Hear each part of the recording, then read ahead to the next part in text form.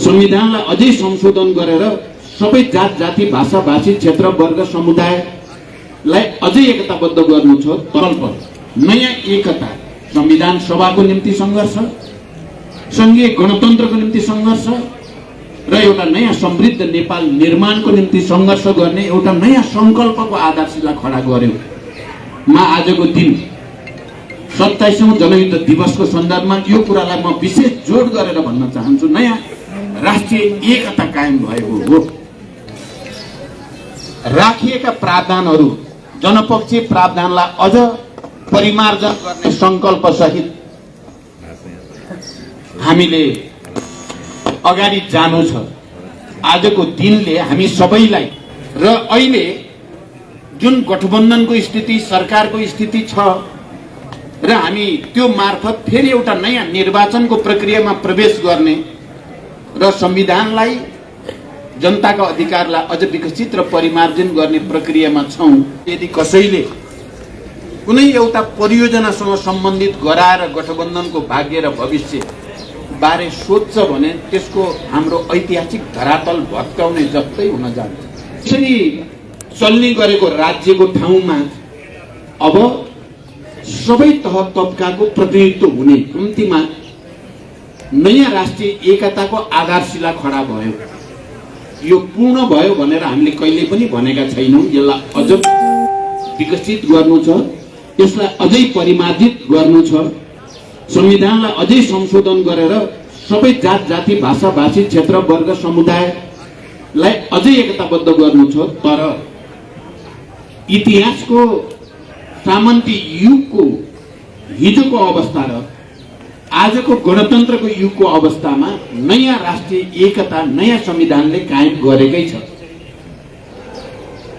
मैले के देख्छु भने हामी हिजो पञ्चायत विरोधी आन्दोलनको क्रममा होस् या गणतन्त्रको निम्ति आन्दोलनको क्रममा हामीले जे भोगेका र देखेका थियौं, नेपाली समाजले जे भोगेको थियो त्यसको ठिक विपरीत संघीय लोकतान्त्रिक गणतन्त्रले नयाँ राष्ट्रिय एकता कायम गरेकै हो। राजनीतिक दलहरूको बीचमा पनि हिजो लामो समयदेखि कायम रहेको, कोही राजा परस्त, कोही के परस्त, कोही के परस्त भनेर राजनीतिक दलहरूको बीचमा राष्ट्रिय उद्देश्यको निम्ति समर्पित भएर लाग्नुभन्दा एकअर्काप्रति अलि बढी नै शत्रुतापूर्ण सङ्घर्षको स्थिति हामीले देख्यौं, भोग्यौं। तर जनयुद्धले नै र जनयुद्धको जगमा भएको जनआन्दोलन समेतको समायोजनले नै नेपालका राजनीतिक दलहरूको बीचमा पनि एउटा नयाँ सङ्कल्प, नयाँ एकता, संविधान सभाको निम्ति सङ्घर्ष, संघीय गणतन्त्रको निम्ति सङ्घर्ष र एउटा नयाँ समृद्ध नेपाल निर्माणको निम्ति सङ्घर्ष गर्ने एउटा नयाँ सङ्कल्पको आधारशिला खडा गर्यो। म आजको दिन 27औं जनयुद्ध दिवसको सन्दर्भमा यो कुरालाई म विशेष जोड गरेर भन्न चाहन्छु, नयाँ राष्ट्रिय एकता कायम भएको हो। र यो नयाँ राष्ट्रिय एकताले सामाजिक सद्भाव, समाजमा सबै आफू विस्तारै अधिकार सम्पन्न हुँदै गएको र हुँदै जाने विश्वास यसले पैदा गर्यो। यो कुरा एउटा वर्गलाई, एउटा तबकालाई, एउटा विचारका मान्छेलाई, एउटा प्रवृत्तिका मान्छेलाई सुरुदेखि मन परेको थिएन। हामी जनयुद्धलाई स्मरण गर्दै गर्दा सुरुका दिनमा कसरी सखाप पार्ने अभियान चलाउन खोजियो त्यो कुरा र विभिन्न अभियान अन्तर्गत यसलाई बल प्रयोगकै आधारमा, शक्तिकै बलमा दबाउने जो कोसिस गरियो त्यो कुरा स्मरण गर्दा र अहिलेको नयाँ राष्ट्रिय एकताको त्यो कुरा स्मरण गर्दा हामी सबै विशेष रूपले गम्भीर हुन जरुरी छ। आज एकचोटि फेरि जनयुद्ध र त्यसले ल्याएका परिवर्तनलाई केही गरी कमजोर पार्न सकिन्छ कि भन्ने प्रयासहरू फेरि नयाँ सिराबाट आउन खोजेका छन्। नेपालको लोकतान्त्रिक आन्दोलन र नेपालको राष्ट्रिय स्वाधीनताको आन्दोलनलाई लोकतान्त्रिक आन्दोलन र राष्ट्रिय स्वाधीनताको आन्दोलनलाई कमजोर पार्ने र यो परिवर्तनको नेतृत्वको रूपमा नेकपा माओवादी केन्द्रलाई कमजोर पार्ने प्रयासहरू अहिले नयाँ ढङ्गले अगाडि आएका छन्। आज जनयुद्ध दिवस मनाउनुको हाम्रो तात्पर्य एकचोटि फेरि नयाँ संकल्प लिनुपर्ने, राष्ट्रिय स्वाधीनताको निम्ति र प्राप्त लोकतान्त्रिक अधिकारको रक्षाको निम्ति संविधान र त्यसमा राखिएका प्रावधानहरू, जनपक्षीय प्रावधानलाई अझ परिमार्जन गर्ने संकल्प सहित हामीले अगाडि जानु छ। आजको दिनले हामी सबैलाई, देशभरि रहेका, देश बाहिर रहेका तमाम क्रान्तिकारीहरूलाई एउटा नयाँ ऊर्जा प्राप्त गर्ने, नयाँ संकल्प लिने, नयाँ कमिटमेन्टको निम्ति आजको दिन ऐतिहासिक दिन बनेको छ। र म हिजो जनयुद्धको प्रारम्भिक तयारीको योजना बनाउँदै गर्दाका दिनहरू स्मरण गर्दै मैले भन्दै थिएँ कि यो साल हाम्रो लागि अझ विशेष रूपले प्राप्त अधिकारको रक्षा र राष्ट्रिय स्वाधीनताको सुदृढीकरणको निम्ति एकचोटि फेरि नयाँ संकल्प लिने दिन हो। म देशभित्र र देश बाहिर रहेका तमाम क्रान्तिकारी कमरेडहरू, मित्रहरू र यो देशमा उत्पीडित वर्ग, जाति, क्षेत्र, समुदायको हक अधिकारका पक्षपाती तमाम जनसमुदाय प्रति पनि म विशेष अपिल गर्न चाहन्छु। आजको दिन हामी सबैले फेरि एउटा नयाँ एकता कायम गर्ने, नयाँ ऊर्जा सहित नयाँ अभियानमा प्रवेश गर्ने दिनको रूपमा यसलाई बदल्न जरुरी छ। तपाईं हामी हेर्यो भने हामी पटक पटक प्रतिक्रियावादी, प्रतिक्रान्तिकारी, अवसरवादीहरूले जनयुद्धका उपलब्धिहरूलाई कमजोर पार्ने या उल्ट्याउने षड्यन्त्रका विरुद्ध हामी सङ्घर्ष कुनै न कुनै रूपमा गर्दै आएका छौँ। र गत सालदेखि अहिले हामी सबैले प्रत्यक्ष रूपले भोग्यौं प्रतिगमनले कसरी टाउको उठाउन खोज्यो, संविधानलाई कसरी निस्तेज पार्न खोजियो, संविधानका पनि ती प्रावधानहरू जुन प्रावधानहरू प्रगतिशील छन् तिनलाई कसरी उल्ट्याउन खोजियो र यो देशलाई फेरि एउटा राजनैतिक संकटको भुमरीमा लान खोजियो र त्यसका विरुद्ध हामीले फेरि एकचोटि दृढ संकल्प सहित संघर्षको मैदानमा जान पर्यो। हामीले सबै चिज छोड्यौं, जरुरी पर्छ भने जस्तो सुकै त्याग र बलिदान गर्न पनि हामी तयार छौं भनेर हामी सडकमा गयौं। जब हामीले प्रतिगमन र उपलब्धिलाई उल्ट्याउन खोज्ने प्रवृत्तिका विरुद्ध जनतालाई अपिल गर्यौं र हामी आफै सडकमा पुग्यौं, लाखौं लाख जनताहरू देशव्यापी रूपमा त्यसको पक्षमा खडा भयो र निकै ठूलो डिजाइन अन्तर्गत अगाडि बढाइएको प्रतिगामी कदम असफल भयो। एकचोटि फेरि नेपाली जनता, एकचोटि फेरि क्रान्तिकारी नेतृत्व सफल भयो र अहिले जुन गठबन्धनको स्थिति, सरकारको स्थिति छ र हामी त्यो मार्फत फेरि एउटा नयाँ निर्वाचनको प्रक्रियामा प्रवेश गर्ने र संविधानलाई, जनताका अधिकारलाई अझ विकसित र परिमार्जन गर्ने प्रक्रियामा छौं। हामी त्यहाँसम्म आइ त पुगेका छौं, तर क्रान्ति र प्रतिक्रान्तिको लडाईँमा अन्तिममा कसले जित्छ यो प्रक्रियाभित्र भन्ने कुराको अन्तिम टुङ्गो अझै लागेको छैन। पराजित प्रतिगमनकारी प्रवृत्ति चुप लागेर बसेको छैन। त्यसले अझै पनि प्रतिगमन गराउने नै कसरत चलाइरहेको छ र त्यसलाई मलजल गर्ने देशभित्र र बाहिर विभिन्न खालका प्रतिक्रियावादी शक्तिहरू सक्रिय नै छन्।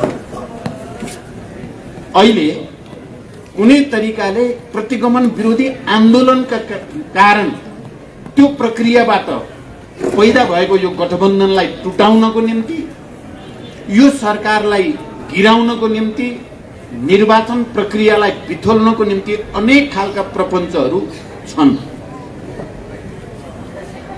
भइरहेका छन्। तपाईँ हामीले देखिरहेका छौँ। हामीले गठबन्धन बनाउँदा केही सैद्धान्तिक र केही राजनीतिक मान्यताहरूलाई अगाडि सारेका थियौँ र तिनै मान्यताका आधारमा गठबन्धन बनाएका हौँ। तपाईँ हामी सबैलाई थाहा छ, संविधानको रक्षा, लोकतान्त्रिक गणतन्त्रको रक्षा र राष्ट्रियताको रक्षामा हामी एकमत भएर त्यसैलाई लिपिबद्ध गरेर त्यसैको आधारमा आन्दोलित हुँदै हाम्रो गठबन्धन बनेको हो र यो सरकार पनि गठन भएको हो। हामीले कुनै देश विशेषसँग गरेका सहमति, सम्झौता या परियोजना या आर्थिक सहयोग, लेनदेन त्यसको आधारमा गठबन्धन बनाएको होइन र यो गठबन्धन सुदृढ हुँदै जाने या कमजोर बन्ने भन्ने कुरा हामीले यो गठबन्धन निर्माण गर्दा जुन सैद्धान्तिक र राजनीतिक मान्यतामा खडा थियौँ, हामी त्यही मान्यतामा खडा भएर यो गठबन्धनलाई अगाडि बढाउनु पर्दछ र नेपालको संविधान, नेपालको गणतन्त्र, लोकतान्त्रिक गणतन्त्र र राष्ट्रियताको रक्षा म सम्पूर्ण नेपाली जनसमुदाय, सम्पूर्ण नेपाली दिदीबहिनी दाजुभाइहरूलाई विशेष रूपले अपिल गर्न चाहन्छु। हामी सबैले यो कुरालाई विचार गरौँ। संविधानको रक्षा, लोकतन्त्रको रक्षा र राष्ट्रियताको रक्षाको निम्ति गठबन्धन गरिएको हो। कुनै एउटा खास परियोजना गर्ने या नगर्ने भन्ने आधारमा यो गठबन्धन गरिएको होइन। आज यदि कसैले कुनै एउटा परियोजनासँग सम्बन्धित गराएर गठबन्धनको भाग्य र भविष्य बारे सोध्छ भने त्यसको हाम्रो ऐतिहासिक धरातल भत्काउने जस्तै हुन जान्छ। म यो पक्षमा आम जनतासँग अपिल गर्न चाहन्छु। हामीले यो गठबन्धन जुन मूल्य, जुन मान्यतामा टेकेर चाहिँ बनाएका हौँ, हामी त्यसैमा दृढ रहौँ। आम जनताले हामीलाई जे उद्देश्यको निम्ति साथ दिएको हो, मलाई विश्वास छ जनता अहिले पनि त्यही विश्वासमा, त्यही भरोसामा छन्। त्यसकारण जनताको यो भावना, जनताको यो समर्थन, भरोसालाई हामी कसैले पनि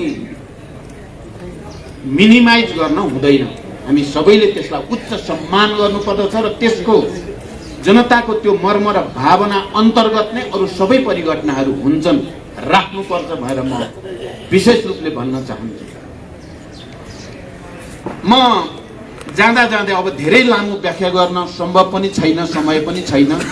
आज म जनकपुरमा पनि जाँदैछु। पोहोर साल जनयुद्ध दिवस मनाउँदै गर्दा बर्दिया जिल्ला, जहाँ सबभन्दा बढी बेपत्ता भएको जिल्ला छ जनयुद्धका क्रममा, त्यहाँको एउटा गाउँपालिकाको सरकारले सरकारकै हैसियतबाट जनयुद्ध दिवस मनाएको थियो। केही प्रकाशनहरू, केही सम्मान कार्यक्रमहरू राखेको थियो, सम्मानहरू राखेको थियो। अहिले यो पटक त्यसमा एउटा नयाँ फड्को भन्नुपर्छ। मधेसमा त्यहाँको सरकारकै तर्फबाट जनयुद्ध दिवस मनाउने भनेर निर्णय भएको छ र मलाई प्रमुख अतिथिको रूपमा निम्ता गरिएको छ। म के चाहन्छु भने अब सबै प्रदेश सरकार र केन्द्र सरकारले पनि जनयुद्ध दिवस मनाउन म अपिल गर्न चाहन्छु। हामी आज जुन गणतन्त्रको कुरा गरेका छौँ, हामी गणतन्त्रको अभ्यास गरेका छौँ, त्यसको प्रमुख आधार, किनकि मधेस सरकारले त्यसो भन्दै गर्दा यो परिवर्तनको मुख्य कारक जनयुद्ध भएको हुनाले हामीले जनयुद्ध दिवस मनाउने निर्णय गर्यौं भनेको छ। म हाम्रा मुख्यमन्त्री भएका सरकारहरू र अरू जो कोही मुख्यमन्त्री भएका सरकारहरूलाई पनि यसै गरी यो दिवसलाई जति सम्मानित गर्यो संघीय लोकतान्त्रिक गणतन्त्र त्यति सुदृढ हुन्छ।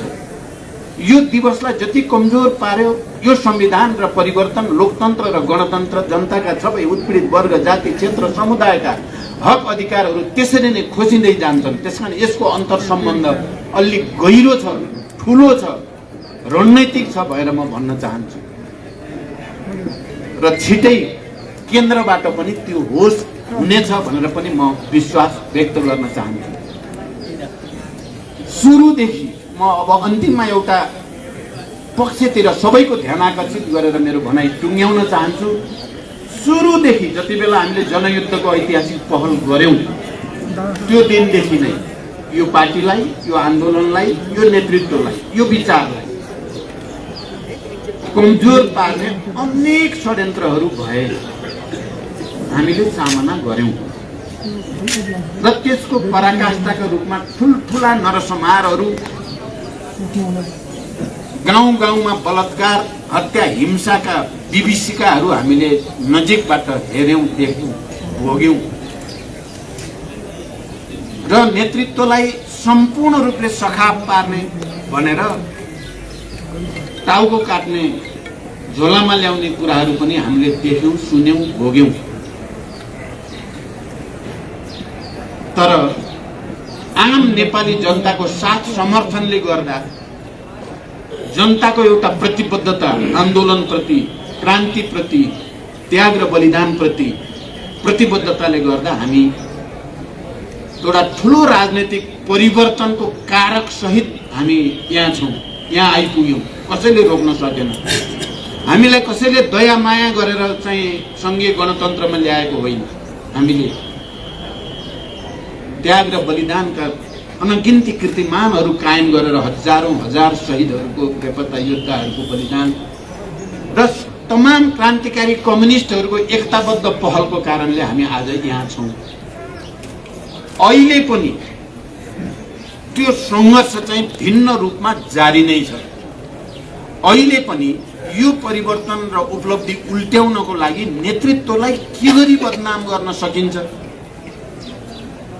के गरी कमजोर पार्न सकिन्छ भन्ने मैले हेर्दा जनयुद्धको ऐतिहासिक पहलका दिन जस्तो थियो, आज शान्ति सम्झौता भयो, यत्रो संविधान सभा भयो, संघीय गणतन्त्र भयो, यति धेरै चिजहरू भए फेरि पनि एउटा वर्ग, एउटा शक्ति, एउटा प्रवृत्ति त्यही अभियानमा छ। कसरी यो माओवादी आन्दोलन र यसको मुख्य नेतृत्वलाई अझ कमजोर पार्न सकिन्छ, बदनाम गर्न सकिन्छ, भएका नभएका उल्टा झुटा अतिरञ्जित एउटा मनसायले गरेको कामलाई अर्को ढंगले व्याख्या गर्ने, यस्ता तमाम कुराहरू छन्। तमाम कुराहरू हिजो मात्रै प्रधानमन्त्रीजी, म र माधव नेपालजी बसेका थियौं र छलफल गरेका थियौं सदनको बारेमा। मिडियामा आयो, सभामुखलाई प्रचण्डले भनेर 10 दिन सारियो सदन। प्रधानमन्त्रीले नचाहँदै फेरि चाहिँ 6 दिन सारियो। प्रधानमन्त्रीले नचाहँदै प्रचण्डको आदेशमा अग्निसाप कोटा चाहिँ सभामुख होइन, आदि इत्यादि। मैले एउटा सानो उदाहरणको रूपमा मात्रै यो भन्न खोजेको हो। हामी हिजो छलफल गर्यौं, यो के विचित्र हो यो। प्रधानमन्त्री आफैले कोभिडको यो स्थितिमा 10 दिन सार्नुपर्छ भनेर प्रस्ताव राख्नुभयो, मैले ठिकै हो भने। अनि सञ्चार मन्त्रीले सभामुखलाई फोन गरेर हाम्रै अगाडिबाट 10 दिन सार्न पर्यो सभामुखजी भनेर सञ्चार मन्त्रीले भन्नुभयो। तर मिडियामा चाहिँ प्रचण्डलाई के गरी बदनाम गर्न सकिन्छ यो प्रक्रियामा र जनतालाई के गरी भ्रमित पार्न सकिन्छ भन्ने षड्यन्त्रको अङ्गको रूपमा प्रचार गरियो। हिजो प्रधानमन्त्रीजीले भन्नुभयो, भनिदिनुहोस् जनतालाई यो झुटो कुरा हो, प्रधानमन्त्रीले नै गरेको भनिदिनुहोस् भनेर भन्नुभयो। म आज त्यो भन्न पनि चाहे। मैले यो त सानो उदाहरण भनेको। यस्ता थुप्रै कुराहरू छन्, ठुल्ठुला कुरा पनि छन्। तर मलाई के विश्वास छ भने हामी माओवादीहरू दृढता साथ र एकताबद्ध रूपले अगाडि जाँदा र नेपाली जनतासँग हाम्रो सम्बन्धलाई हामीले अझ सुमधुर, अझ चाहिँ दह्रो बनाउँदै जाँदा, जसरी हिजो हामीलाई सखा पार्न चाहँदै पनि हामी एउटा ठुलो राजनीतिक परिवर्तनको कारक सहित हामी यहाँ उपस्थित भयौं। अहिले हामीलाई बदनाम गर्ने, कमजोर पार्ने, विभाजित गर्ने तमाम षड्यन्त्रलाई पनि हामी परास्त गरेर अझ विजयी भएर हामी समाजवादको यात्रामा अगाडि बढ्न सक्छौं भन्ने मेरो विश्वास अहिले पनि त्यत्तिकै कायम छ जति जनयुद्धको सुरुवात गर्ने बेलामा थियो। म यो कुरा आम नेपाली श्रमजीवी जनता, देशभित्र र बाहिरका तमाम दिदीबहिनी दाजुभाइहरूलाई म दृढताको साथ भन्न चाहन्छु र अहिले पनि जो प्रतिगमन प्रतिक्रान्तिका षड्यन्त्र छन् तिनलाई परास्त गर्नको निम्ति म सबै माओवादीहरू आफ्नो पहिचान हिजो जनयुद्धमा र त्यसका त्याग र बलिदानका कीर्तिमानद्वारा, त्यसमा भएका विचारको विकास र संश्लेषणका नयाँ नयाँ कीर्तिमानद्वारा गौरवान्वित भएका हामी सबै माओवादी घटकहरू अहिले विभिन्न रूपले विभाजित पनि छौं, कतिपय हामी एकताबद्ध पनि हुँदैछौं। विभाजन र एकताको एउटा नयाँ अनुभव पनि हाम्रो आन्दोलनले हासिल गरेको छ। म आजको दिन ती तमाम क्रान्तिकारी साथीहरूलाई प्रतिगमनका विरुद्ध, कम्तीमा पनि प्रतिक्रान्तिको षड्यन्त्रका विरुद्ध, माओवादी आन्दोलनलाई बदनाम गर्ने षड्यन्त्रका विरुद्ध फेरि एकचोटि एकताबद्ध हुन म विशेष रूपले अपिल गर्न चाहन्छु। हामीले सबैले आत्मसमीक्षा गरौं, कसले कहाँ के कति कमजोरी गरियो, खुला हृदयले आत्मसमीक्षा गर्न तयार हौं र हामी सबै क्रान्तिकारी कम्युनिस्टहरू, माओवादी भन्दा बाहिर भएका पनि क्रान्ति आन्दोलन परिवर्तनप्रति इमानदार कम्युनिस्टहरू सबै एकताबद्ध हुन जरुरी छ। त्यसरी मात्रै हामीले राष्ट्रको, राष्ट्रिय स्वाधीनताको रक्षा र सुदृढीकरण, लोकतन्त्रको रक्षा र सुदृढीकरण र समाजवादको यात्रातिर अगाडि बढ्न सकिन्छ। म यो अपिल पनि आजको दिन विशेष रूपले गर्न चाहन्छु। मैले अघि नै भने समयको अलिकति दबाव छ र यो आजको यो दिन एउटा सरकारले जनयुद्ध दिवस मनाउने निर्णय गरेको अर्थमा पनि महत्त्वपूर्ण छ। म मधेसको सरकारलाई यहाँबाट पनि विशेष रूपले धन्यवाद भन्न चाहन्छु, यो वातावरण बनाउने साथीहरूलाई पनि र आम मधेसी जनसमुदायलाई पनि, किनकि उहाँहरूका प्रतिनिधिहरूले चाहिँ यो साहसिक निर्णय उहाँहरूले गर्नुभएको छ। यसको पछि सबैले यसलाई पछ्याउने छन् भनेर म विश्वास पनि व्यक्त गर्न चाहन्छु। र आजकै दिन हाम्रो महान जनयुद्धको क्रममा महत्त्वपूर्ण भूमिकामा रहनु भएका र निकै अप्ठ्यारो दिनहरूमा पनि पार्टीलाई, आन्दोलनलाई र नेतृत्वको रक्षाको निम्ति धेरै महत्त्वपूर्ण भूमिका खेल्नु भएका हामी सबैले चिनेका छौं। कमरेड दीर्घराज श्रेष्ठ, सिन्धुली जिल्लाका, उहाँ आफै आन्दोलनको एउटा सहभागी लोकप्रिय नेता पनि हुनुहुन्छ सिन्धुली जिल्लाको, र उहाँ शहीद परिवार पनि हुनुहुन्छ। उहाँका भाइ महेन्द्र श्रेष्ठ होनाहार क्रान्तिकारी कमान्डर हुनुहुन्थ्यो। उहाँको निर्ममतापूर्वक हत्या गरिएको छ र यस अर्थमा उहाँ महत्त्वपूर्ण हाम्रो शहीद परिवार पनि हो। उहाँ यस बीचमा विभाजनको एउटा बडो नमिठो श्रृङ्खला आयो, विविध कारणले उहाँ अर्कै ठाउँमा केन्द्रित हुनुहुन्थ्यो। अस्तिको दिन उहाँ कमरेड हरिबोल गजुरेल र दीर्घ श्रेष्ठ सल्लाह गरेर मकहाँ आउनुभयो र पार्टीमा समायोजित हुने, पार्टीमा जोडिने, मूल पार्टीमै जोडिन आवश्यक छ भन्ने उहाँले पनि महसुस गर्नुभयो। हामीले सल्लाह गर्यौं त्यसो भने जनयुद्ध दिवसकै दिन पार्टी हेडक्वार्टरमा नै तपाईको स्तरको कमरेड प्रवेश गर्दा या जोडिँदा त्यो सन्देश ठुलो हुन्छ भनेर हामीले सल्लाह गरेका थियौं। कमरेड दीर्घ श्रेष्ठ यहाँ आइपुग्नु भएको छ। म उहाँलाई हार्दिक बधाई पनि भन्न चाहन्छु, हार्दिक शुभकामना पनि भन्न चाहन्छु। अब यो तपाईँ केही भनेर गर्ने कि के? त्यसो भएपछि म कमरेड दीर्घराज श्रेष्ठलाई अगाडि आउन र म तपाईलाई स्वागत गर्न चाहन्छु।